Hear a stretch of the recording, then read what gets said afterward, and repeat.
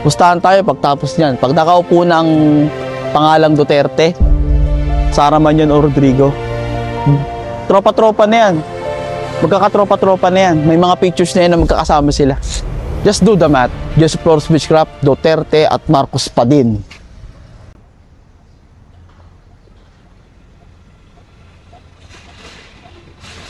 Hi, I'm Jesse Flores Beechcraft, and today, the great reveal. Una sa lahat, happy birthday, Tatay Digong o Duterte. Ayun na. Malamang tataka kayo sa mga post at my day ko noong nakaraan kung bakit sinasabi ko na Marcos at Duterte pa rin.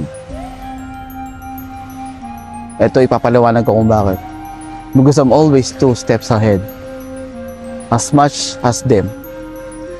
Come on guys. Yung ritual ko na si Duterte makakawi, mangyayari na. Yung safety niya, sa health niya, nangyari lahat yan. Pero i-reveal ko kung bakit. Bakit Marcos at Duterte pa rin? Yun yung tanong ng marami. It's all planned out guys. Planado lahat yan. Dahil sa nangyaring to, sigurado na ang pagkapanalo ni Sara Duterte. It's all planned out.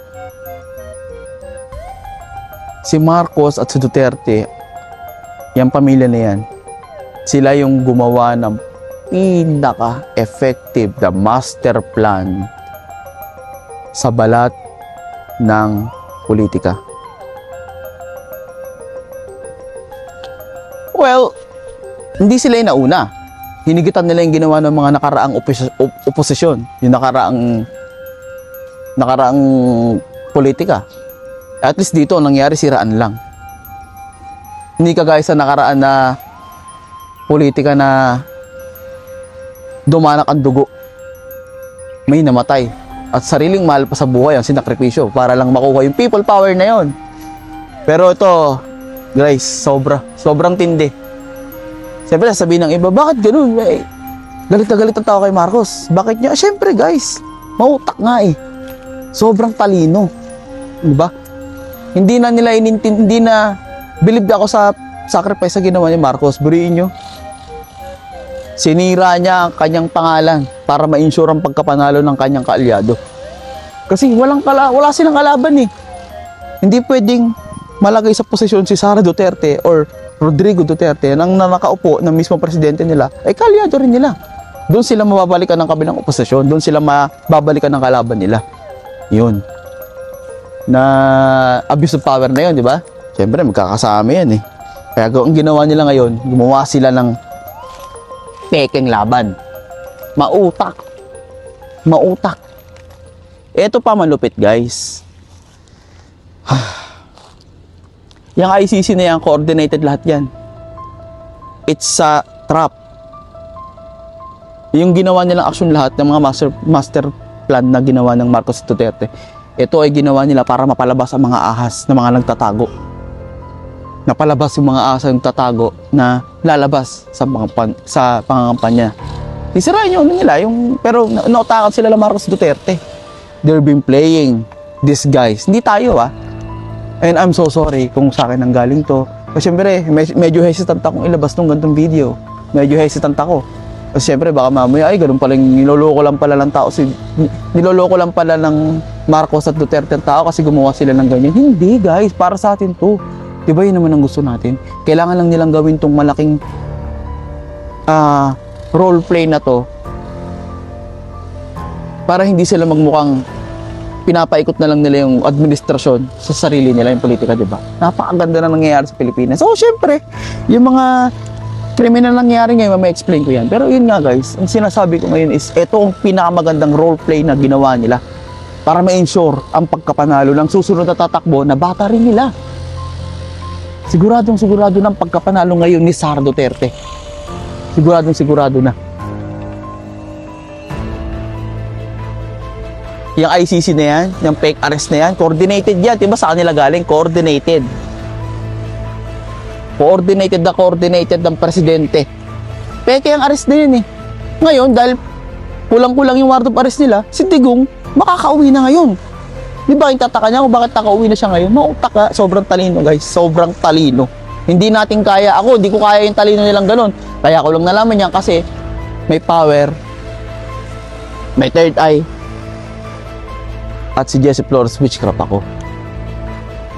Pero hindi nila pinagmukhang tanga ang tao. Kasi sa huli, ang mananalo pa rin yung posisyon nila. Guys, tignan nyo do the math. Duterte ang nagpalibing sa ama ng mga Marcos, di ba? Siya nagpalibing doon. Just do the math. Kung bakit. May mga ano ko dyan, mamaya ako na-i-explain yan. Just take a walk with me for a while. I-explain ko pa eh. And of course, syempre yung sa ICC, i-explain ko rin kung bakit. Kaya si Marcos na mismo ang gumawa ng arrest na yan dahil yan yung gagamitin nilang panlaban. Kasi diba, di ba nagsisimula ang kampanya? Imagine niyo na habang nangangampanya si Sara Duterte or Rodrigo Duterte, tapos lalabas sa ICC na kinordinated ng mga kalaban nila, di ba? Wala na. Pero ang ginawa ni Marcos, kinordinated niya mismo yung ICC, siya ngayon ang may hawak. So yun, simple lang sa sinasabi ko, Marcos and Duterte has been playing this game since the beginning. Kaya lagi sa mga My Day ko, ayan, mga My Day ko, nakasulat lahat. I-post nyo na lang. I-repost ko rin naman to. Kung bakit lagi kong sinasabing Marcos at Duterte pa rin. It's all planned. Fake arrest. Gusto ko sana mag-live about sa truth. Pero no matter what is at the end, Tatay Digong will be safe and he will be home. Pero there's really so much that I wanna tell him about the truth that I sense. But already it's a ritual. So he will be home. Kaya nga, ganun lagi ako eh. Marcos and Duterte pa din. Ang galing nila. Siyempre, hindi naman na importante kung ano yung sinasabihin ko ngayon. Nasa sa inyo na kung maniniwala kayo hindi. Ako ba'y gumawa lang ng pinakamalaking theory? O totoong ito ba talaga ang nangyayari ngayon? Pero ano man yung sabihin ko ngayon, please, iboto nyo Sara Duterte. Duterte, pangalang Duterte, ang kailangang mamuno sa bansa na to. Huwag nyo naintindihin yung mga patayan sa news. Coordinated lahat nila yan para talagang ma-ensure ang pagkapanalo ng Duterte. Si Sara tatakbo at mananalo siya. Postahan tayo guys. Postahan tayo. Kaya ako magpakawala lang 1 milyon. Para sa postahan na to, syempre, di ako matatakot eh. Kung confident naman ako sa kapangyarihan ko, di ba? Postahan tayo pagtapos niyan. Pag nakaupo na ang pangalang Duterte, Sara man yun o Rodrigo, tropa-tropa na yan. Magkakatropa-tropa na yan. May mga pictures na yan na magkakasama sila. Just do the math. Tamo, naglabasan na lahat. Si Trillanes. Diba? Si Torre, medyo isap kayo na konti kay Torre kasi si Torre, bata pa rin nila yan. Role play lang yan, guys. Talagang tinake lang ni Marcos yung sobrang hate ng tao para manalo yung bata niya. Para lumabas yung mga ahas. Ang talino ni Marcos, saludo ko. Kaya ako, Jesse Flores Witchcraft, Duterte at Marcos pa din. So yun, dito na magtatapos yung live natin. Yung video pala na ginawa ko, saan ako sa live. Next time ulit ako magla-live. So again, happy birthday to me and happy birthday sa'yo, Duterte. Rodrigo Duterte, Tatay Digong, makakauwi ka na. Nagawa na kita ng ritual at nahulaan ka na yung mangyayari. It doesn't matter na. Thank you. Goodbye.